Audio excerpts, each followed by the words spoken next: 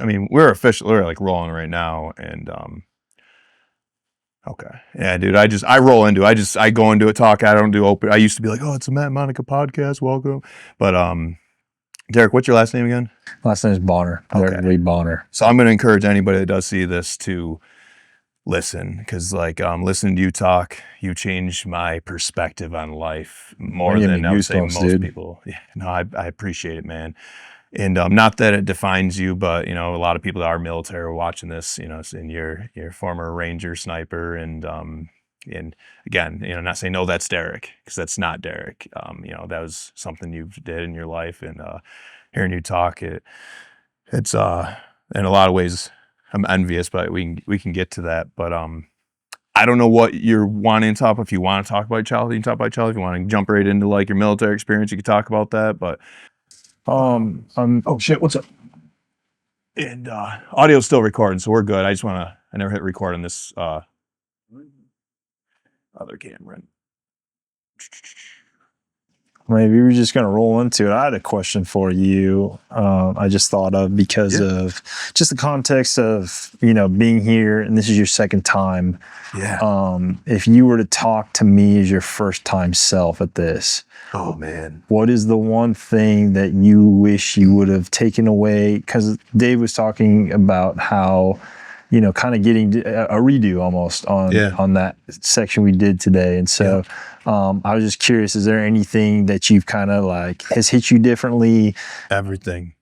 I'm an entirely different person. And just for context, so we're at Kevin Stark's Arete Path, and courtesy of Consequence of Habit, I got to make sure I throw that out there really quick, because I'm incredibly grateful for them, you know, allowing this to be a thing. And this program I went to last April, and I was doing it then. I think it was a personal thing. I wanted it for me. And because I've, you know, we talk about like imposter syndrome and confidence issues and insecurities, and I've dealt with that shit my whole life. So when I came here, I was like, that's the one thing I wanted to work on. And I got a lot of that from this the first time around, but still, you know, it's a work in progress. It'll be something I say struggle with the rest of my life, but I've also kind of realized like that's kind of like my superpower, is something I thought was like a weakness, but you know, being insecure can also be beneficial, helps you remain humble. And I realized that. When I realized that, it actually made me more confident in talking to people. Like, yeah, and I was nervous mentioning anything to you tonight about, you know, sitting here recording podcasts. You know, I worry about what people think, as we all do. And but now the second time around, I wanted to come here to bring my life experiences, and you know, some people that have seen other podcasts will know, like, been through a lot in the last year. You know, I lost 2 kids and my ex-wife to a car accident last July, and we're coming up on a year mark since that happened, and I've learned more navigating trauma, as I'm sure you can relate to, than I have my entire life. And it's I said it today, I said it yesterday, I think, and I think I'm going to continue to say this the rest of my life. Like, I was blessed with a perspective, and I heard somebody else. So Rodney Norman, he's a professional comedian, Marine Corps veteran. He was on our podcast twice. He's an influencer. You've probably seen him, dude. He's got the crazy hair, and he's hilarious. But he lost his brother to cancer, and he said, I had the what do you say? I was fortunate to watch my brother die with cancer, is what he said. And I was like, when he said it, it took me a second. I'm like, he realized the value of life watching what his brother went through. And I took a piece of that with me. And I think podcasting, dude, I think just like us here collectively talking as men, we pull something from each other, you know, and hopefully, and I believe it is, I think everything that we've gotten from each other from this environment has been positive for me, absolutely, without a doubt. I'll leave here a different person, at least a little. Yeah, no, I have to say, first and foremost, I have a friend, Lieutenant Colonel John Fagans. He probably knows my story, and anyways, I told you there's a 1,000 things I've got going on. I had a million voices in my head saying, you know, don't go. And there's only one that I needed to listen to that said, you need to do this. And so I just want to tell him thank you for even, considering me. And then as soon as Kevin knew that I knew John, and he's such a, I'd love for you to meet him, but he's quite an anomaly. He's about to retire this year in November. He's done 25 years in the Special Forces community. So what an amazing man. Just want to shout out to him, say thank you. And but yeah, I'm thankful for this opportunity to be around people that collectively, with all of our stories, it gives me value, and it makes me feel in a way that appreciative more so of a story that you tell and the vulnerability, Matt, that you have, because if you look from the outside, you're this big burly guy, right? And I had an epiphany. I did a Memorial Day ruck in Colorado Springs, and it's to feed homeless veterans, and it's called the Norwegian Foot March Badge. And anyways, I was in a weird place, and every click of the 30K, they have a Colorado KI that didn't get to come home. And so there's active duty there doing this, and I was far removed from the military. But the point I was making is that coming from Ranger Regiment, like I'd never rucked with 25 pounds, but I've also never done 30K. So normally we were in the, the 12 to 15 mile range. Yeah. And so, but I was like, well, the standard is 45. I don't care what the distance is. Yeah. And so I hadn't been training for this. I was, civilian life. And anyways, it was one of the hardest things I've done physically because my body was cramping. We had like a heat. It was like 90 degrees in Colorado. And so just that higher altitude and elevation would just wear you out. Beat And the shit out of you. so anyways, the kicker is the starting point is the halfway point. And so, man, I'm looking at my truck and my body's cramping. I'm breaking down. I'm black on water. And How long ago was this? so this is just this like year? 3 years ago. Oh, 3 okay, years okay. ago. And anyways, it was just a real gut check moment, and I didn't have any reason to finish. No one's watching me. I'm there by myself. I literally could have walked to my truck and, had a little sob story and said, well, you tried. But as I was leaning down, feeling sorry for myself, cramping, and there's Captain Ripito. He was a Ranger, he was a K, he was an officer. And there's just something that was inside me that's like, hey, you just have to finish this, right? Yeah. Just one more step. And so where I was going with this is that because I was carrying a heavier weight, and there's all these people flying by me because they have 25 pounds on their back, and I go to weigh out, and the guy, because they got to make sure you weigh out to, for the standard and all those things. And he was dumbfounded. He's like, it's only 25 pounds, right? And I was like, I think I weighed out like 47 pounds. Jesus, man. So, but the point I was making is that you never know what someone's carrying. Yeah. You never know what's in someone's rucksack. You never know what's on someone's shoulders. And when you look at someone at face value, you're like, man, Matt's got it all together. He's well put together.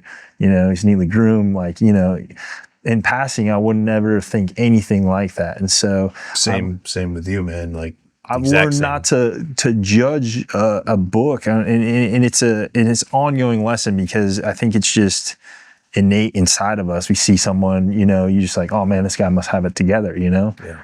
And it's totally wrong, because the outside appearance, as we well know, might be fine, but the inside is turmoil. Yeah. The inner war is going. These you put that mask on, and I'm Matt as a business person. I'm Matt in the street. This is how I need to be, and to come to a place like this where we can shed those layers and really get into the meat and potatoes of like, okay, how did that affect you? How is that changing your life? How are you moving and adapting around that? Because I've touched on it since in this trip. It's like, we're so soft as a society. Yeah, man.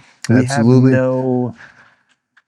We have no way to, if something that happens like that, there's no way to talk about it. Mental health is an absolute crisis, not across just every sector of society, but especially the military community. Yeah. Like, I don't care what your MOS was, what you did. You raised your right hand, National Guard, Reserve, active duty, Navy, Army, Air Force, whatever. I don't care because of the fact that you signed an oath to do something bigger than yourself. Yeah. You took a step outside of this box and said, yeah, I can be selfish and do whatever I need to do. But when you raised that right arm, there was a level of uncertainty of what was to come next. You're right. I don't disagree with anything you said, but then you kind of going back to the initial impression. I seen you, and I hear somebody ask you about your service, a branch, or whatever, and you started talking about being in the Ranger Regiment, and started talking about being a sniper, and I love the way you can tell when somebody talks and they're arrogant about their past, and like that's not you at all. And you talking about your experiences, I'm just like, fuck, man, like. My initial thought was like, man, I am nothing compared to that person. And I know that's not the case, but as far as military experience, I will say it is absolutely 100% the case. Yes, I enlisted into the reserves, but I have no combat experience or anything like that. I'm still proud of me enlisting, so I'm not trying to sell myself short, but dude, I've heard a lot of people talk about their military experience, and hearing you talk about things that you've seen and went through was like, I can't even put words. And you know what I draw on? I'm a believer. I believe in Jesus Christ, my Lord and Savior. And if God was able to send His Son to do those things, then who am I? Yeah. Okay. There's a realism once you truly understand that concept. If the second or the first in command, however you want to break that down, the trihead came as flesh and was treated the way He was treated, then there's a level of humility that I might work on my entire life. Mm-hmm. Because to be Christ-like, right? We say these things and we try to emulate, but do we really understand that level of humility? Can you, even with our finite mind, grasp the concept of the creator and of the universe came to be born in the shit of a life, we're not even sure what the trough is really of the manger, right? We've idolized it where it's this big cushy thing, and we have all these nativity scenes. But I've really been on this search to understand. Okay, I've had a lot of life or death experiences, and I'm thankful you said that, because I really try, like, especially coming from a Ranger Regiment, we really take a quiet professionalism to heart. And I try to live that ethos out in my life, because of the fact that who wants to be around a boastful, arrogant person, whether you did all those things or not? It's like, it's really kind of off-putting. Yeah. And so, but there's also a counterbalance to that where I cannot not tell my story because of the fact that it's defined me. So there was a time where I was almost like secretive about it, and it's like, not to interrupt you, but I want, because I want to dive into that really bad. I want to. Why did you enlist? What was it in your heart? I mean, was it because of your upbringing, your childhood being?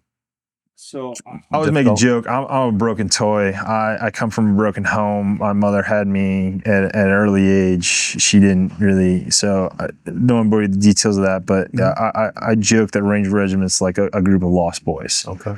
There's some that come from a beautiful family that, mama and papa had everything and they still want to do that. And then there's the eclectic group of us that I make the joke of broken toys, right? We just kind of all found each other. Yeah. And so, for me, I don't know, do you remember seeing the, woodland camo and the black boots and, a pressed uniform? Like, there was just something about how a soldier carried themselves. And I just knew that I didn't have discipline in my life. Yeah. And I guess the only way for me to understand that, like, I probably should have done a little more research before I went in. I don't know if I told you the story, but I tried to join at 17. I had a recruiter that, just like all of them, we got the recruiter story that lied to us, didn't quite tell us the truth. So, I went as a 55 Bravo. I broke my leg a couple days before I was supposed to ship off, and I truly know now that was God keeping me, because I would have turned out to be a version I wouldn't have been happy with. Yeah. So the recruiter was like, oh man, you want to go do all that high speed, low drag stuff, you know, don't worry about it. Like once you're in, you're in. And you can drop a pack, and you want to go Ranger, you want to go SF. And he was just lying through his teeth because it was probably a hard slot to fill. And so anyways, fast forward a few years, I had a mentor. I'll put a shout out to him. His name is Pat Rose. He was a At this point, you were already enlisted? No, okay. I'm not. I was working in Des Moines, Iowa, and I was working for one brother and living with the other brother. So okay. Tony Rose and Pat Rose are two people that are, they'll always have a special chapter in my life because I'm 19, 20 years old, working in Des Moines, Iowa, working for this Environmental Solutions of Iowa. And I was a hard worker. I grew up on a farm, so they appreciated my work value and those kind of things. But something was missing. And anyways, they hired this person that was junior to me, and he tried to kind of boss me around because he found out my age. And I was kind of like, you know, kick rocks, dude. I'm done with this. I'm going to the Army. And so, thankfully, Pat Rose, he retired out of the Iowa National Guard as a first sergeant. Love him to death. Him and his wife Carrie Rose, they are special people in my life. But he squared me away. He taught me a lot. He was a troubled youth, and the Army corrected him. And there's just something about him, the way he carried himself, the way he talked. There's just a presence about Pat Rose that if you sit in this chair today, you're like, man, I want to be like you. You know? There's just something about him, the way he carries himself. And I'm sure a lot of people look at you and know differently, man. I'm just saying. Well, if that's the case, then it's all thanks to the Army. I won't take any credit, but the Army's been taking lost boys and turning them into men since 1776, right? So it ain't broke, don't fix it. That's kind of the Army's philosophy. So anyways, he was like, hey, make sure it's written in contract, you know, go give what you want. And I went to the recruiter. I went with, it's a 11 X-ray contract. So it's a Ranger contract. At the time, it was, this is 2006. And so they were giving out like candy because the kicker is for you to get the bonus or your enlistment bonus. You 2006. Yeah. 2006, I believe, is when not to interrupt you, but I enlisted infantry active duty, pussied out the night before MEPS with me and my best friend. We did it together. And I'm like, I don't know if I want to do this. And literally I backed out, and then found out my ex-wife was pregnant with my daughter. She's like a few weeks pregnant with my daughter. Like, so it ended up being a blessing at that point in time in my life. But sorry, keep going. Yeah, no, so anyways, there was, you know, they were giving them out because this is a time of war. I mean, the attrition rate in Ranger Battalion, if people don't know, let's just say they needed to fill places and positions. So, yeah, so I go, you know, do basic and 30th AG and all that jazz. And then there's quite a handful of us that had them, but I was the only guy in my platoon that made it. I actually it's RIP, called Ranger Indoctrination Program. They actually call it RAS now, Ranger Assessment and Selection Program. So I'm one of those old school guys where, you know, it's RIP, but yeah, I actually did RIP twice. I was a med recycle. So mentally, I remember calling Pat Rose, and it was my first time of like true failure. And I called him, and just to like, I was crying. I'm like, I don't know what to do. Like, you know, just kind of one of those like, this is what I thought I wanted. But after going through the first time, I'm like, this shit's wild. Like, do I really want to put myself through that again? And then being in a place, we call it holdover or worldwide, because you become needs of the Army. And so for people that don't know what that means like all the jobs that the Army can't fill and lied to young 17-year-olds to enlist into, they take the people that are washouts and they fill those positions. So the cooks, the mechanics, the whatever, you know, I don't even know. There's probably some that you don't even hear about because people don't talk about it. So, anyways, I get to Ranger Battalion, and they are actually deployed at the time. So, psychologically, you're just waiting around and you have no idea. You think you're somebody because you graduated, and then you're quickly reminded you're a nobody. Yeah. And so collectively, we've been talking about, and if you can switch the mindset of trauma being a negative thing into a positive thing, then I will argue that all of those events leading up into this point has defined me. And so I wouldn't take any one of those away, because I kind of look at it like a Jenga stack, right? Yeah. If you try to take too many of those bad things away, the whole thing falls down, because collectively, all those hardships, all those things, all those bumps and bruises and picking yourself up, in my opinion, the true definition of a champion is a guy, if he never got knocked out or had to pick himself up again, how does he really know what he's worth, right? Yes, and if you didn't go through what you went through, you wouldn't have been able to bring it here to 10 other men here to share your story, to strengthen everyone here, so. Yeah, who wants to listen to, man, my life's perfect. Yeah. I came from everything and I got everything. Yeah. It's kind of like you checked out within the first 2 seconds. Yeah. So, but yeah, to answer your question, I was born in Kansas City, Missouri. My mom there was a family that was there to adopt me. There's a whole backstory. I don't want to dive into that, but she was alone, and my grandmother drove down in the middle of the night, and she told my mom, she's like, well, if there's anything we can do to help, then you should keep the child. And so I'm probably a miracle. I should have been aborted or, been with a different family. So I always had this chip on my shoulder of like, and I use those things like growing up in the Midwest, like, my mom is Korean, my dad is, I'm not sure, fill in the blank, but, I'm 6 foot tall, 200 pounds as an Asian. So I remember, in junior high, we'd go to a Korean church and the women are just gawking at me like, what kind of freak are you? Like, especially, and so I always had this identity crisis of like, where do I fit in? I remember my grandparents that adopted me crying to them because I didn't look like everybody else. Yeah. Rural Iowa, like I'm the only, and obviously kids, they pick up things pretty quickly. You're not like us, So, but now having enough time, being 42 years old, I tell my daughter now, it's like, be thankful to be different. Hell yeah. Who wants to be like everyone else, man? But as a kid, you're trying to fit in. You're trying to, I just wanted to have friends and, do the normal thing. And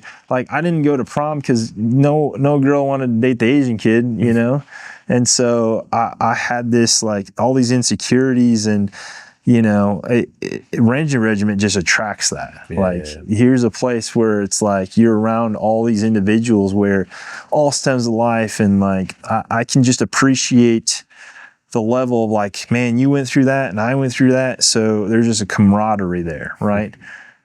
The Army's been building relationships off trauma since the beginning of time. And so even at the rite of passage here, doing the cold plunge this morning, right? Was there a bonding experience about doing something sucky together? You make strengthens relationships. I cold plunge at home by myself, but there's not this level of like, there's no attaboy or who cares, like, yay me. Right. But you mentioned cold plunge, and I forgot to mention this right off the bat, like, because we don't do podcasts without each other, my wife and I. So the only other one we're on, this will be like 64, 65 podcasts. The only other one we did a single just me with was Kevin Stark.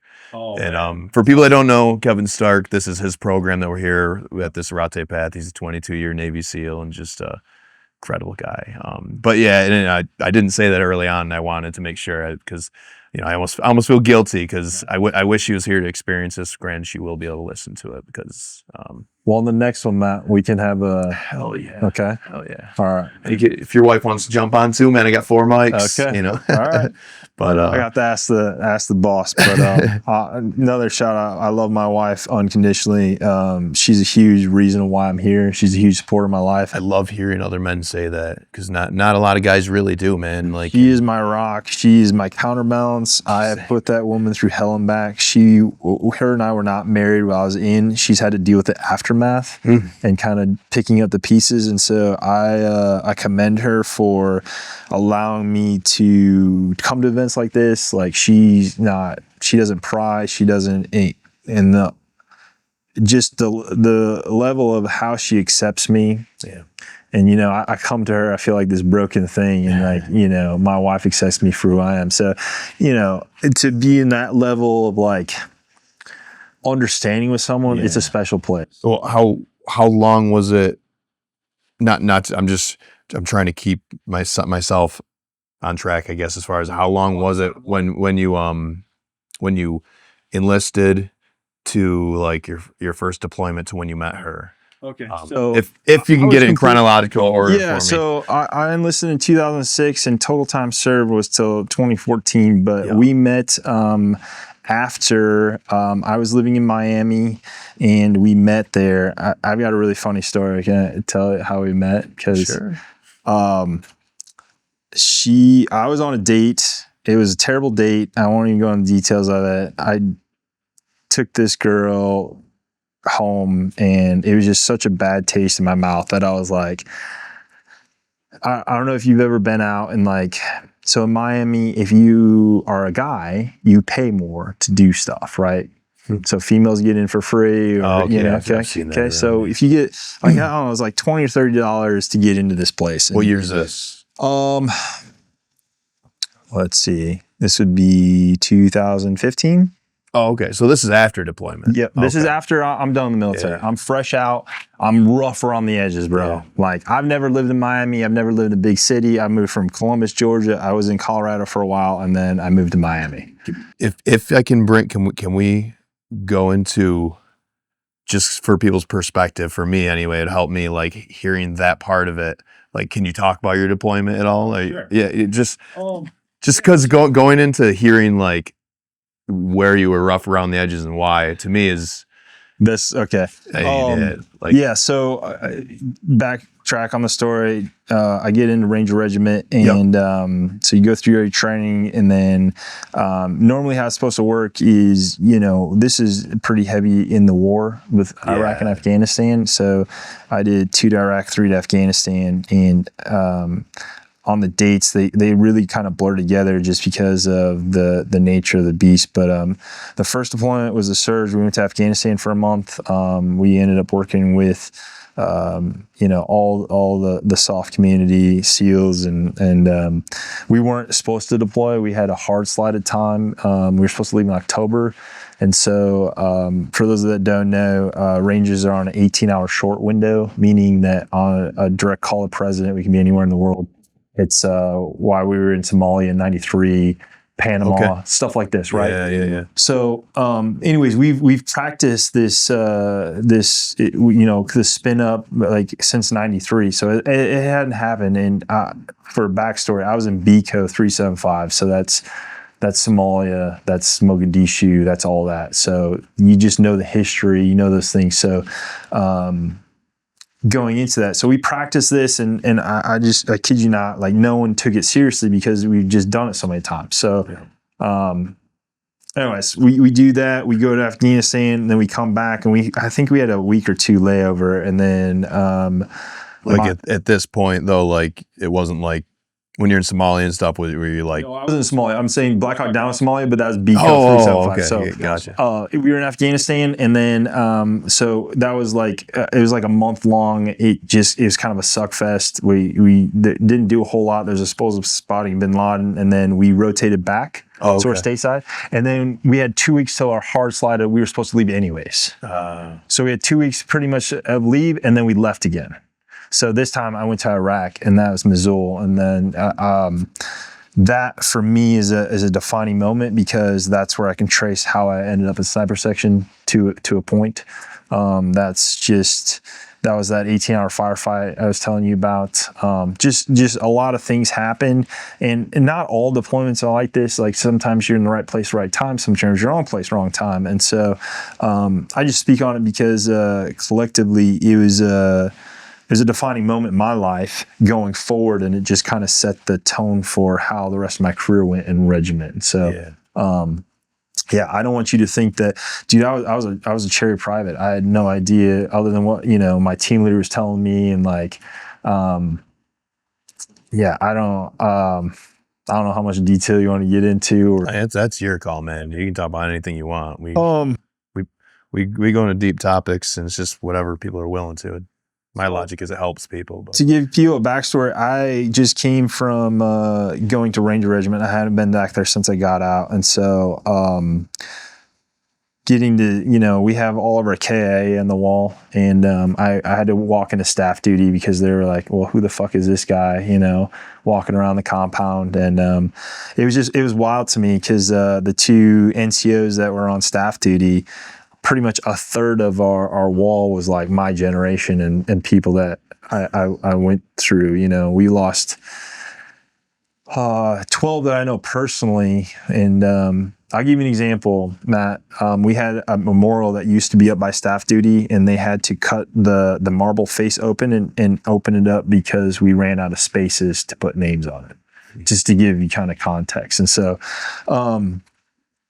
yeah, it was just one of those that for anybody that either knows Ranger or the special operations community for the 20 something plus years these wars were going on were just heavily used. And used in a way that was never really designed for. Mentally speaking, I can't speak for everyone else, but I can speak on my own behalf of just the op tempo was pretty intense. But at the end of the day, I don't want any sympathy because I volunteered for it. I know. So and it's just funny because through training and stuff, and they just constantly remind you, it's like, hey, you don't have to be here. We kick guys out if they don't. We call it RFS, release for standards, and so it's just kind of this constant nagging, like, I need to show up and I have to perform today, otherwise I could be fired. At this point, when you're tabbed Ranger, you didn't get in sniper yet? No. So okay. So my first two deployments, I'm still a private. I haven't been to Ranger school in Ranger Regiment until you get to go to Ranger school. You could be an E4. Okay. And you're still a private. I did know that. Okay. Yeah. So at this point, like the Mosul deployment was very intense. My squad leader, his name is Chance Vaughn. Were like you under contact at all in that deployment at all? Like was it like that or no? Yeah. So all right. So when we got into country, the ramp went down. We actually went out that night, and that night we lost Corporal Dillon. The night you got there, first night. Yeah. We're not even a few hours on the ground. We were after a high value target, and that's that night I told you that they had an L-shaped ambush set up for us. And so I don't like to embellish too much because sometimes, even when I tell the story, it's hard for me to believe, even though I lived it. So, no, you're fine, man. Basically, to sum it up, we were in strikers, and they knew we were coming after this person, and they had an L-shaped ambush set up for us. And so that night, Dylan took one to the neck, and it weighed heavy over the rest of the deployment because it pretty much set the op tempo of in Mosul at this time. There was just a lot of foreign fighters coming across the border, and we were just at the right place at the right time. We had a Navy SEAL that was in charge of our compound, and he openly admitted to telling us like how desperately he wanted to have SEALs get the accolades. And at the end of the day, Rangers, we don't get a lot of credit unless things go terribly wrong or we have to rescue somebody out of a bad situation or wherever. So, and obviously we don't go into it doing that, for the accolades by any means. But I know what you mean. Sometimes, so anyways, that happened. And then a few days later, my squad leader, his name is Chance Vaughn. He's alive today. He took a 45 to the face, and because of what happened to him, we had his name is Peter Ficini. He was E6 promotable, about to pin E7, and so he was a floater, in country. And so he came over, and the first time so this is Vaughn, it happened 3 or 4 days after Dylan. So this is the first week, we don't even barely have our bags unpacked and have a feel for where we are and what we're doing yet. So the SEAL that was in charge and our platoon sergeant, our chain of command, we pretty much had a big powwow. And Pete Ficini, he lives in Georgia. Shout out to him. Thank you for allowing me to be a sniper, and I owe a lot of credit to him. But he radically changed how we went into houses that deployment. And so even when I talked to fellow Rangers, we were such an anomaly. We were called the Climb Squad. We would help the sniper team in place. So I learned how to, there's a specialty ladder that we carry on our back. It's not a telescoping one like this, but it folds like an accordion. And then the rigidity is when you fold it and you fully open it and close it back in on itself, it has some structure, but it only has, mechanical structure straight up and down. Like like you can't put it at a 45 and climb on it like this. Okay. So in these urban environments, if people aren't aware, most of these houses are very close together. And a lot of times in the summertime, they sleep on the roofs. So there's always rooftop access. So that comes important later. But so anyways, this new squad leader comes with this idea. He's like, hey, well, after the L-shaped ambush, they're using literally Ranger School tactics against us. They knew our TTPs of how we're coming into houses. So he's like, how about we change the script up and try something different? And so after losing two of our guys so quickly and so early, thankfully this SEAL was very willing to kind of change the norm. So what we would do is we would help the sniper team in place, so a few objective buildings away, and then we would climb on the rooftops and hop on the top. Because of the noise signature, we would be 3 or 4 houses away, because we're at the end of the day, you're still loud. You have 5 or 6 dudes climbing up a roof with all this gear, and you try to be as clandestine as possible. Like, we taped up the ladder so it'd be silent, but there's still a noise signature. You still hear someone. So by the time we get to the roof and we would quietly get on the rooftops over, we were a lot more stealthy in the actual objective building. Okay. The noise signature 3 or 4 buildings away, it probably woke them up. But by the time we actually got to the X, it was pretty quiet. But on the ground, so we would always brief our piece that no one else would be in the house. So we didn't have friendly fire. So we'd pretend like we were going to put a charge, and we did. We'd blow dual charges, meaning that when you hear a charge, or when I say a charge, a explosive device, when we breach a door, when you simultaneously it's hard to tell if it's 2 or 1. Right. And so by doing that, they were all expecting us to come through the front door, but we already had their back, and we would be the guys that got to come into the house from the top down.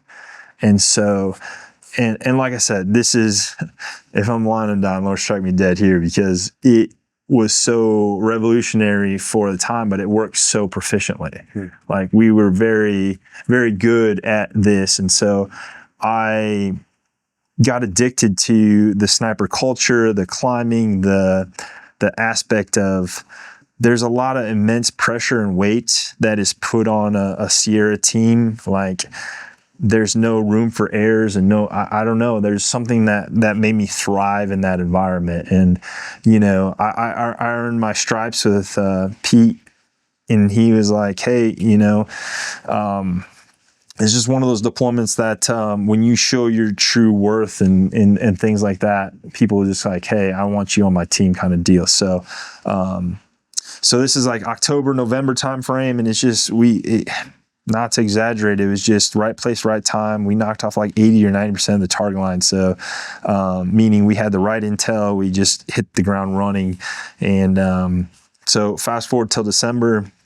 I'll let you read I have the digital copy. I also have there's 3 different news agency report on it. But anyways, we were after, I think he was the number 2 guy in Iraq at the time. He was definitely a high value target. And so we were supposed to have the night off, and they made us watch the ISR feed, and basically we knew there were bad people at this house. We're going after them. And so we load up, and it's different when, like, so normally when we mission brief, it's the kill or capture, Abduli Hamaris or whoever, we're going after that night. And so this night was different because of the people we were dealing with. Like, we knew they were combatants, we knew they were armed. And so mentally, when you're going into that space, it's different versus like the probability of this might be a bad guy or he was a facilitator or whatever. But did you experience fear at that point, would you say, or excitement? I'm pretty cherry to Ranger Regiment. Like, this is my first real deployment, right? Okay. So, but I got seasoned so quickly. Like I said, I was the number 3 man in the door with Vaughn. So having to walk over him to take care of the person in the room, like it solidified what I already had in me quickly. Yeah. Because that's the thing. And maybe any of these Rangers that are listening, they can attest, like, you had to grow up quickly. We always practice 1 man down drills. So like if your team leader hits the deck, who's going to take his spot, right? And we practice these drills, and I'm thankful for Ranger Regiment and for all the drills and all the training we do. It is innate. It's like autopilot. It goes. And so honestly, yes, I remember the first time walking and smelling and hearing gunshots and seeing those things and being under nods, everything's green, and it kind of, there's a level of like surrealness that you're like, this isn't real, this is like the movies, and you're kind of looking around and your depth perception is a little off because you're looking under night vision. And then, but yeah, it concreted into me that, I don't know, it's like a high. The thrill of when bullets are flying around me, and I was not the best Ranger, I was not the worst Ranger, but when it came to being in country, like, man, I performed. Yeah. When it's game time, you can be a practice all-star, cool, but does it really matter? But when it comes to game time and the numbers count and there's people, whatever the case may be, I'm thankful that I didn't, because, it's in the back of your mind, you're like, I don't know how I'm going to react. What if I freeze? What if you got these internal monologues running all the time? And, thankfully, when those bullets are flying, like, you don't have time to think, but there's just a level of like, I've never really done any hard drugs, but there's a euphoria involved where it's like, man, I'm thankful because I got addicted to, I call it chasing the dragon, but that high of a gunfight is like, it's a powerful drug. I've never been able to find anything. Thank God I haven't tried anything else, but I had a real problem coping with that. So anyways, fast forward, we do this night, and it's Christmas Eve. Just to give you context to how this kind of deployment went, it was just kind of like that the whole time. You're back to the night where you're at after the high value target. Yep. So we're about to be done. We were supposed to be going home in the beginning of January. And so, like I said, we've been ran pretty ragged. We're doing night and days, kind of like sleep when you can. You're just kind of always on pins and needles. If you got to go, just kind of one of those deals. And so, anyway, supposed to have the night off. We don't. This guy pops, and they make us watch the ISR feed. And I'll just never forget it. Whatever our human source was, a person that was working for us. They found out who he was. There's 4 guys in a car. They take him out to the roadside, and with 40 AKs, they execute this man on the side of the road. And so they make us watch this. They just to kind of give you the level of they had a rail mounted Dishka in a minivan. Like they knew we were watching them, so when they know that, they did their vehicle interchanges and they try to lose us, but they finally bedded down for the night. And so when I say a MAM, it's a military age male. At that time was 14 and up, and so we knew that there were people there. And so when we get to the objective building, we do the same thing. Peter Ficini, myself, and a couple other names I won't name. I've been estranged to them for years, so I don't want to put them out there. But we have 5 Rangers on the roof, and we're seeing all this movement in the house. And there's just something different about this mission because, especially given the context going into it, like, you already have your game face on. And I'm not saying that you don't previous, but you just know there's a more weight and severity to the night. Yeah. Right. Maybe it's because it's Christmas Eve. I'd never missed a Christmas. Like, rural Iowa growing up, like, this is my first time away from the States. I'm in this country, and on a rooftop of a pavilion. Yeah, on a rooftop, and I'm a cherry private. I'm a nobody in Ranger Battalion. But the craziest part about Rangers is that you can have a private put in a situation like I was, and it's like, do you think anyone's asking what my rank is that night?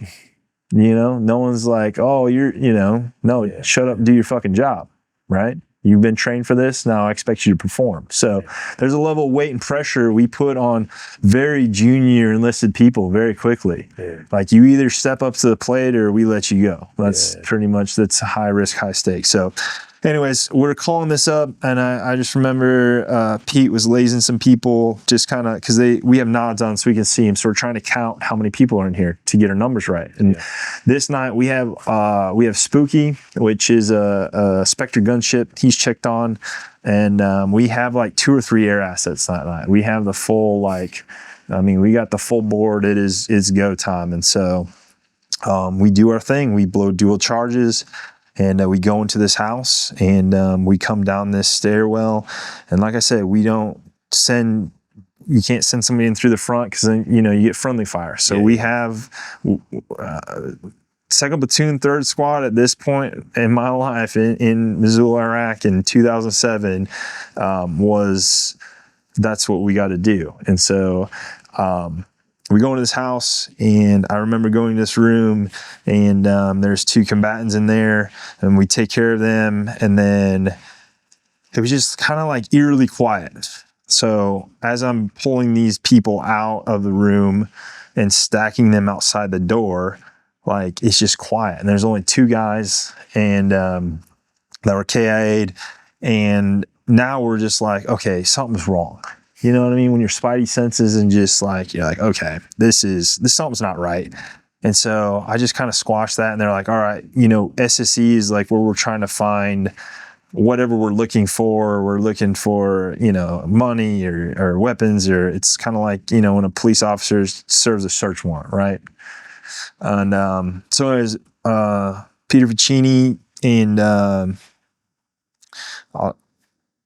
just say Mike.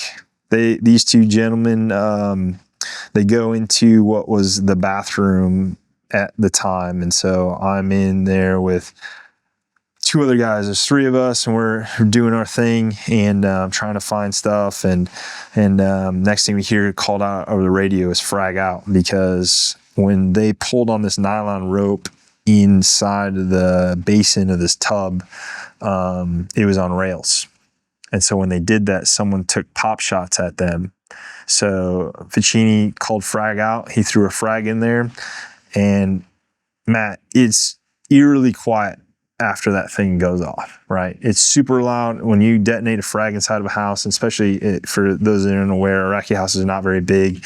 In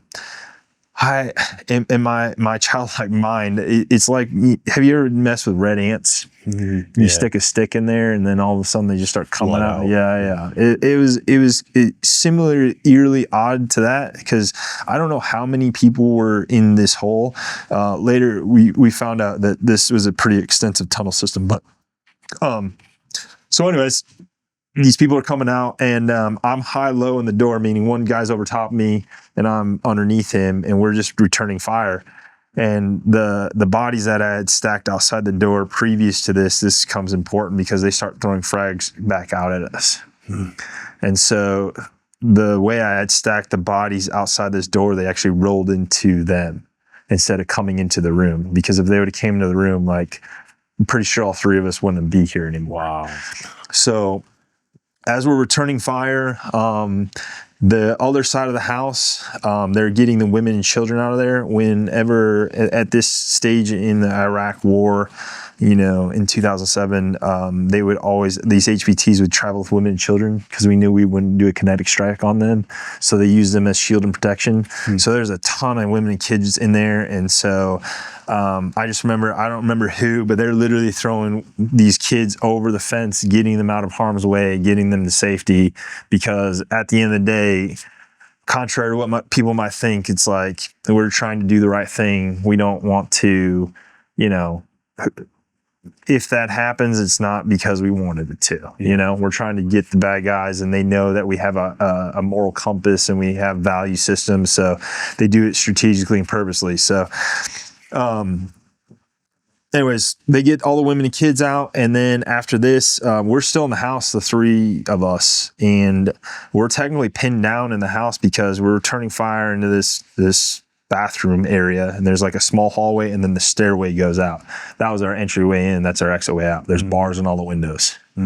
So we're caged in, and so we're listening to the chatter on the radio, and then when something bad happens, I mean, enough years have gone, there's probably no offset. I mean, the war's over, but we used to call it landslide. That means like you got to get out, like we're about to drop bombs.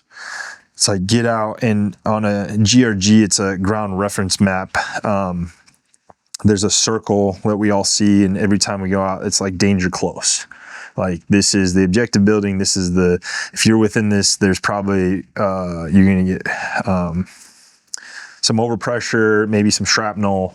Like you're probably going to get killed inside that as well. So, Spectre gunship is lazing the house. And, when you're under that kind of IR, you're just like, I've never been lazed by Spectre gunship. And like, we have strobes on our helmets and things to like identify as friendlies. Mm-hmm. And the problem is since we climbed onto that roof, someone took our ladder from the ground. And so we're stranded on the roof. They're lazing. They're like, you guys got to fucking move because they're about to drop 105 rounds, 105 Mike. And so anyways, we literally had to jump off the roof. Thankfully, there's like a bunch of trash and stuff stacked against this building that broke our fall. And I just remember when those rounds were impacting, we were so close that like, it didn't quite knock me off my feet, but I could feel the overpressure. Yeah. You know, it's like in the movies when you see that explosion behind you. I mean, if I were to have an angle shot back, it would probably have been wild to see. It's like, the slow montage of them walking away from the explosion. Yeah. Yeah. I don't know, but that's just not real because we're fucking running. And so we drop, I don't remember how many, but they pretty much, I'll shout out to any of the Spectre gunship guys. Those guys are amazing. I'm thankful for all their service. If I ever see you, I'll thank you because being a guy on the ground, like, man, when they check on station, you just feel empowered. And so they're very accurate. They're very professional. And I just want to give a shout out to those guys. But so the problem is when you have an HVT and we just dropped the level of this house, and now it's quite like I apologize. My timeline, like it's warped because in combat sometimes an hour feels like 10 days and 10 days feels like an hour. Okay. There's just sometimes it gets morphed and you're just like, wow, that was 18 hours. Like what happened? It felt like 18 minutes, So bear with me on that. But so now it's officially Christmas Day. Well into the day, the sun's out, and we're kind of delivering the aftermath. And someone had to climb down in the hole, and they heard a grenade spoon hit the ground. So someone was still alive down there. So they backed out of the hole, and we ended up dropping a 500-pounder and just pretty much leveling that house. So after that was done. That was just kind of, for me, it was a culminating event to cap off this crazy deployment anyways. And then to come back stateside, I had a huge kick in the nuts, if for lack of a better term, because at this time, Ranger Battalion was standing up a Delta company. And so there was rumor that they were going to start a 4th Ranger Battalion. I just came from regiment the other day, and that's supposed rumor again. But during my time, we stood up, which hadn't happened since World War II. Mm. So now having enough hindsight, I'm proud that I got to stand up a Ranger company because there's very few Rangers that get to say that now. At the time, it was not an accolade by any means. No one wanted to go to DECO, but since I told you, Vaughn, we were squad leaderless. Mm. So my platoon sergeant, at the time, his name is Ray Barrett, but he gave me this like, hey, and it just hurt because for those that might not know, you're very company loyal, like especially with BCO, knowing the history of Somalia, Black Hawk Down, all that stuff. there's just like you identify, I'm a BCO guy, right? This is me. And then to say, hey, you just went through hell and back, and we're so thankful that you're a fucking rock star and you did everything you need to, but now your present is you're getting ostracized over to this new company that no one wanted to be in. And anyways, it hurt. It killed me as a Ranger. I was like, that's the congratulations I get after, like I didn't get any awards, nothing. I tell this story to like, big Army people they're just like, oh man, it's like that was just Ranger Regiment. It's like, you did your fucking job. Like, what do you want? And so, anyways, I go over to DECO. It was this culminating event where we had to stand this company up in a short period of time. So I don't know if you've ever heard of it. It's NTC, it's National Training Center. I went twice. Yeah. Oh man. So Good times. Matt. So we did a full airfield seizure. So we had to do all the Ranger stuff that we normally do, like a full training cycle, all of the hominis dominus you're blessed off. And then during this time, I got sent to EMT school, and Ryan McGee and I both were voluntold, like, you better not fail, right? Mm-hmm. And we were kind of looking at each other like, man, if I wanted to be a medic, or I would have joined as a 68 whiskey, right? Like, so we bonded over this. McGee was another BCO guy. He was in, I believe, 3rd platoon. I think 3rd. Anyways, he's one of those guys like Matt. I tell the story because I was an asshole to him. His brother was the same age as me, and he looked up to me like an older brother, mm-hmm. and I just kind of kept him at arm's distance. Ryan McGee had an infectious personality and a smile. Like, no matter how much it sucked, no matter what we were doing, he just kind of like, and it annoyed me. I have that same exact fucking effect on so many people that I'm positive no matter what, people fucking hate it. Yeah. Granted, now in my 40s, I can appreciate that person because you need those times to be in those shitty situations. So anyways, late nights, I was not a studious person back then. Like, I graduated high school with a 1 point something GPA. Like, I had to go to a community college to finish my last 2 credits. I didn't get my GED. I got a high school equivalent, but it wasn't from the school I went to. And so anyways, it was a negative stigma that I carried with me that I just like. So anyways, going to the school was like, man, there was a lot of studying. We were up late taking notes. Like, EMTB, it's just all of the legwork. You just need to know I could do more as a Ranger private, as a Ranger first responder. We called it RFR. I could break skin. I could do IVs. And so EMTB is kind of a joke. Like, we always made a joke, like, it's O2 and transport. That's literally all I can do is give them oxygen, tell them it's going to be okay. So, anyways, Ryan and I, we passed the school just in time for us to go to NTC together. And so, just what an awful experience. I make a joke that I have a 4th phase of Ranger School called Desert Phase, and is out in NTC doing patrol-based activities. We're literally walking for 12 to 15 clicks out in the middle of nowhere. And we have a bunch of these big Army officers that just have a hard-on for us because they're like, oh, fucking Rangers, you guys think you're so cool. And like, no, we just want to fucking get blessed off so we can go do what we want to do, Sometimes people have their own perception of us, so I'll let that be on its own. So go through NTC, and Ryan and I were there together, and he just slowly starts building on me, growing on me, and then we do a deployment with DECO together. Now we're in the same platoon, Ryan and I, and so technically this would be my 3rd deployment, which is pretty crazy to not be able to get to go to Ranger School. And my platoon sergeant at DECO was actually, it irks me to this day, but he sent cherry privates that had no deployment, no nothing. And I won't say his name, but he looked at me and he's like, I need senior privates to train up the new guys. So you guys are going to stay behind while they just graduated RIP. They were fresh in the battalion and they got sent. So this is awkward because he messed up the normal flow of things.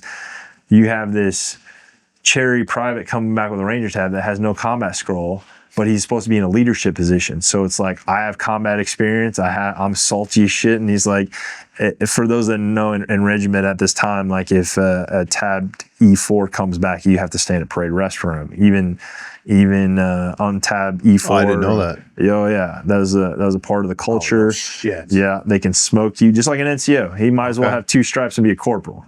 Okay. Pretty much the same equivalent, because he's on his way to either getting a gun team or getting his line time. That's kind of how that transition works. So I know that sounds strange for most, but honestly, a tab spec 4 is the one you want to watch out for, because they come back now. There's power. They're like looking for privates to smoke, and this is early 2000s, so it was the Wild West. So, anyways, I say that because I have a bitter animosity towards just the situation. I felt like I put my time in. It was my time. Ryan and I both, we had the equivalent. We came from BCO.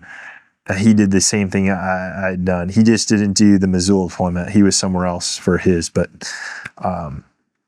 anyway, so we're in Afghanistan, and DECO, the 2 things I remember, I forgot to tell you, in the Mosul deployment, one previous, I had a striker rollover. My friend Heath Hodgson was the driver.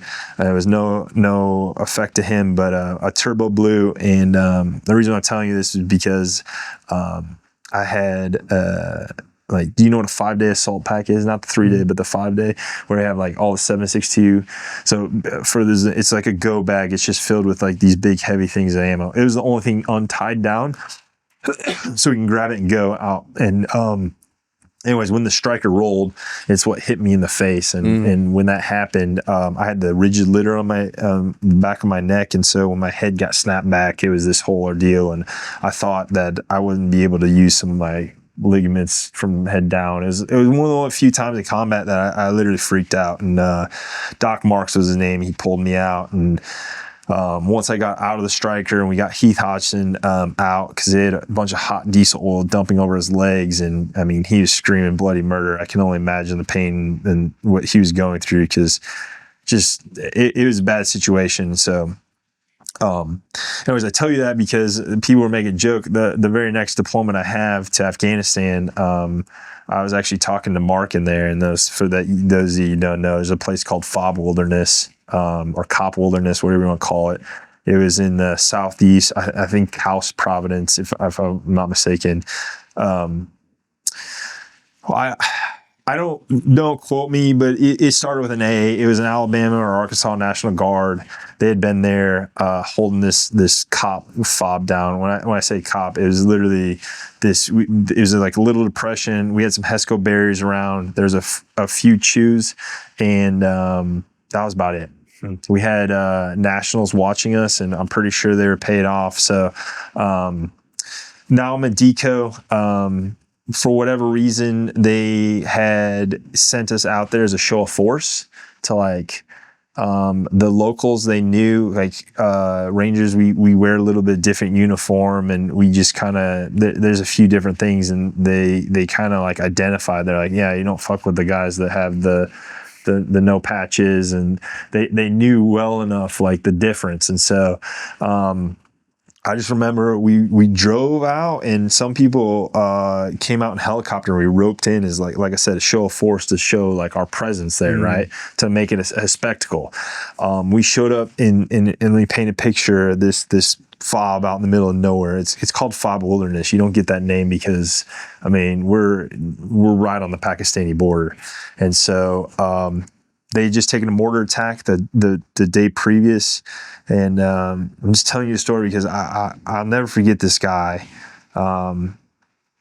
Just the look on his face of just utter despair. And so the chow hall's burnt to the ground. It's literally smoldering. We have no hot food. We're eating MREs and Otis Spunkmeyer muffins, right?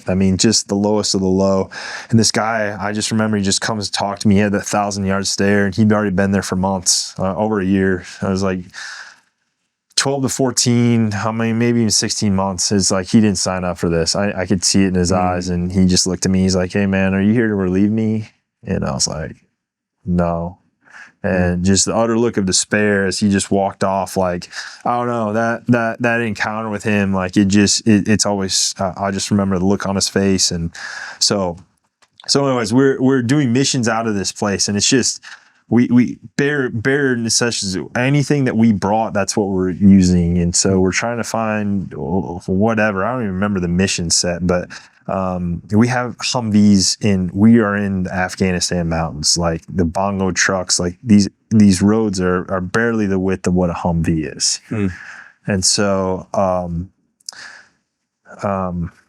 I'll just say his last name. Caraway and myself are in this Humvee, and we're on this mission. And the driver we have, he's under 14s, and so people that are 14s nods, it's a mono tube, and it messes with your depth perception. And they actually changed the tactics after this. All the drivers had dual night vision after this, because I've experienced that. When you have one lit up and one not, it fucks with your vision. It messes with you, and then the peripheral of the windshield, and it just and especially driving at night. And I'm pretty sure this driver, he'd never driven in the mountains. He was very cherry to it. So anyways, I'm in the back of this Humvee, and so the way Rangers had their Humvee set up is we had some armor plates on the side, but it's like, we call it the penalty box. It's just like a pickup bed, right? And then you got a gunner, and then you have 4 dudes inside. And so Caraway's his last name, and I are in the back of this Humvee, and we're pulling cross security. I'm so senior, like most of the time a tab spec 4 is the saw gunner, but I'm the saw gunner as a PFC because, like I said, I got skipped for Ranger school. So Caraway, man, that guy's shout out to him. He's an amazing Ranger. And I'm thankful to have served with him. But so it's him and I in the back of this thing, and something's wrong. I think we lose brakes. I forget exactly why we started picking up speed, but we lost brakes in the Humvee, and we're going downhill. And I just remember Caraway looking at me. He's like, "Better hold on." And the only thing we have holding us, not like we have seat belts or anything. It's just like a nylon rope. It's called a troop strap. It's literally what we hang rucksacks off of, right? Just this nylon rope. And so we're just hanging on. I'm trying to hang on to my saw because, heaven forbid, I lose my weapon while I'm trying to save my own life, right? I'd sacrifice my life to make sure the sensitive item stays with me. So I strap it tight to my body, and we're hanging on, and we're picking up speed as we're going down this mountain. And all I remember is we hit something, and they pull the gunner down. And Pat Bridge, shout out to him too. I just reconnected with him after years, because a lot of these stories, it's hard to verbalize, because you're just like, shut the fuck up, man. That's not real. Yeah. No one fucking lives from that. And so I've down tuned, I'm just in my mind, I'm like, no one wants to hear it. No one cares. And getting to reach out to Pat Bridge again. He was in that truck that night, and he's like, I thought you fucking died. Because so they pulled the gunner down, and Caraway and I were just, on our own. There's nothing we can do. And so when the Humvee rolls, I was on the side that got flipped. And I just remember, like, when it is like something out of the Matrix, when Neo kind of goes like this, and you just like, that's not real life. A Humvee shouldn't be going over your head. And so when it flipped, I just remember I hit a rock, or I hit something, because I broke my NODS mount. And I just remember some blood coming out of my face. And as the Humvee rolled over me, I don't know. I now knowing it was God's grace. That's the only reason why I lived. Like, that thing probably should have crushed me or whatever. I don't know what Caraway got thrown to. So now the sun's coming up, and we see all these people moving on the rooftop, and it's just a terrible position to be in. We're down in this valley. This Humvee's overturned, and so we had to. Honestly, I don't even remember how we recovered the vehicle. But yeah, that was my second rollover within, I think it was the same, this would be 2008 now. So, cause I got done with that, it was Christmas. So then I'm at 2008. So yeah, this is like spring of 08, summer of 08 time frame. But like I said, when you have that many within such a short window, like they just kind of, it morphs together. So, So anyways, now I finally I get sent back to Rangers. Ryan and I get to go to Ranger school after all these shenanigans and everything we've been through. This is technically our third deployment, and we get back stateside. We get to go to Ranger school, and so the backstory I told you about Pete Ficini is because he gave me an invite over to sniper section, because that was his job was to be the sniper platoon sergeant. And so since he was the E6 promotable, he just liked my work ethic, and he knew that I was a decent dude. And so he's like, hey, go to Ranger school and then you come over sniper section. Well, at this time, people are trying to leave deco because no one wants to be there. So people are trying to go to dogs or snipers or wherever, right? And so I won't say his name, but the platoon sergeant that came in, he was one of my RIP cadre, and for whatever reason, didn't care for me, didn't like me, wanted to make example, set a precedence for people that left.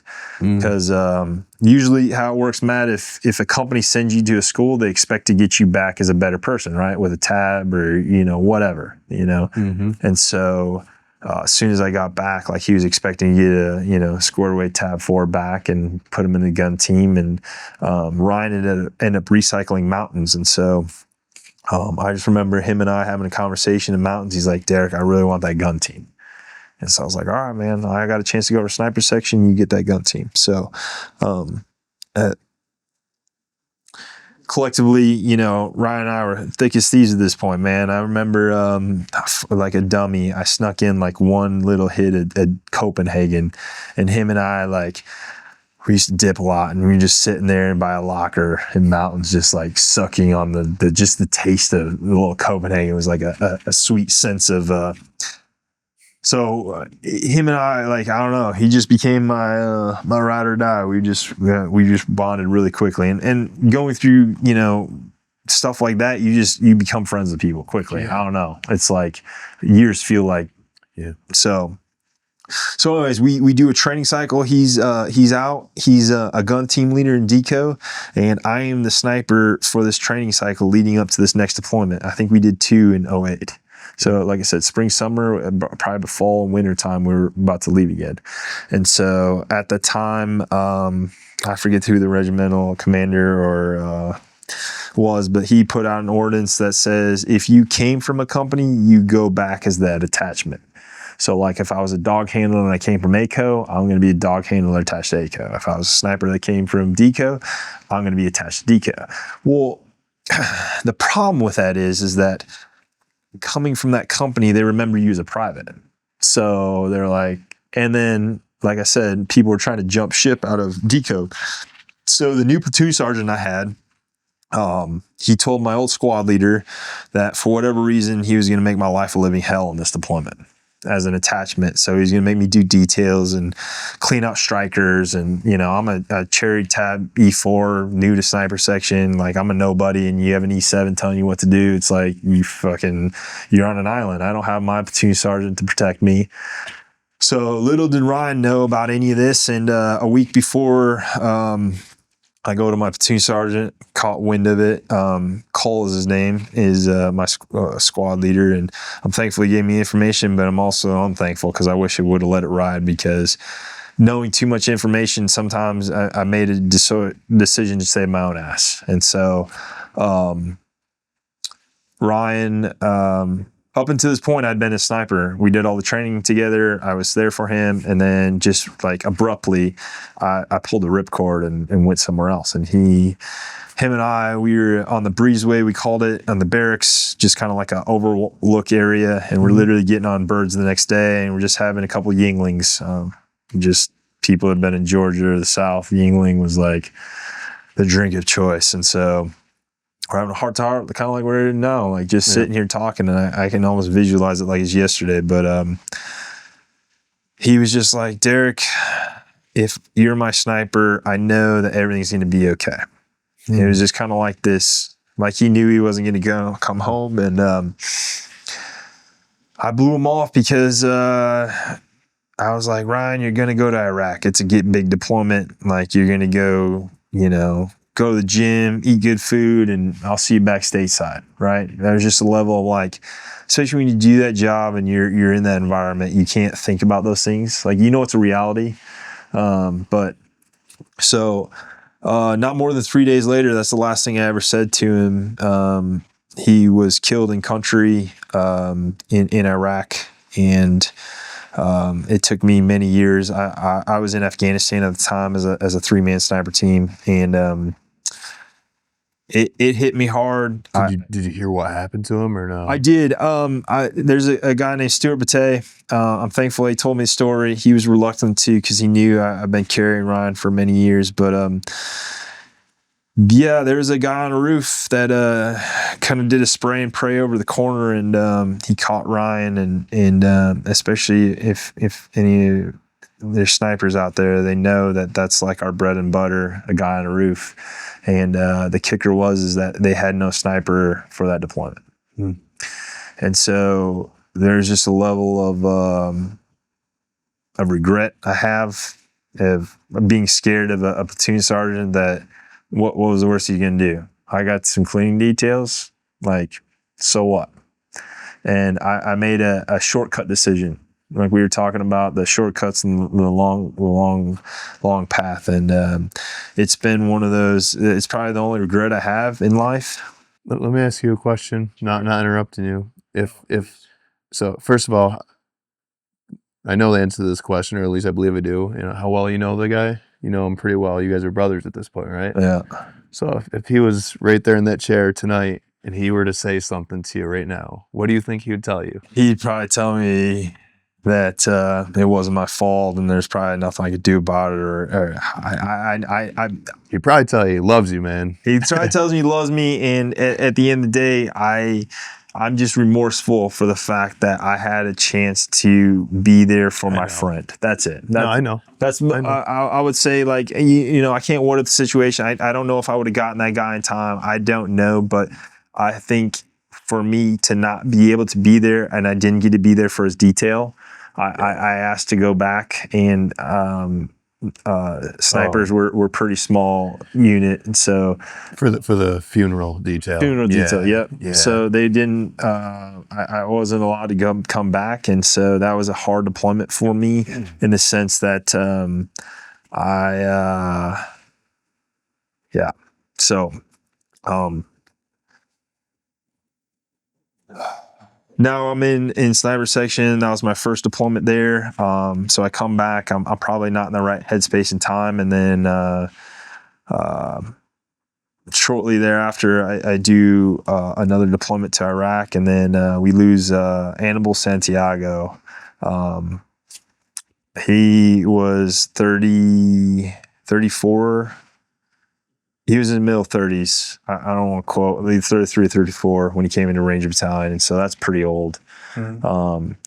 He had done his initial enlistment in the Navy. He did 4 years. He was in the Rockford Police Department. That's in Illinois. His brother-in-law was active Chicago PD. He worked the beat. I mean, he was in the thick of it. Just an amazing man. I'm grateful. I used to think of the sadness when I thought about, you know, Ryan or Animal. These are the two that I carry out of the 12 personally. But if anybody that's here, and I know a lot of times people get glorified after being a KIA, but I humbly admit, Animal, I am a better human being. I'm a better man to this day because of the little interaction that I might have had with him. He's a type of individual. He commanded presence when he walked in a room, rank aside. He was technically a private coming over to sniper section, and we treated him like shit. We were just like, who the fuck is this guy? Who fucking special about him? You know, because that's just how I was raised. You didn't do any line time, especially I'm salty as shit because I'm 3 deployments in before I get to go to Ranger school. So I got this chip on my shoulder, right? So,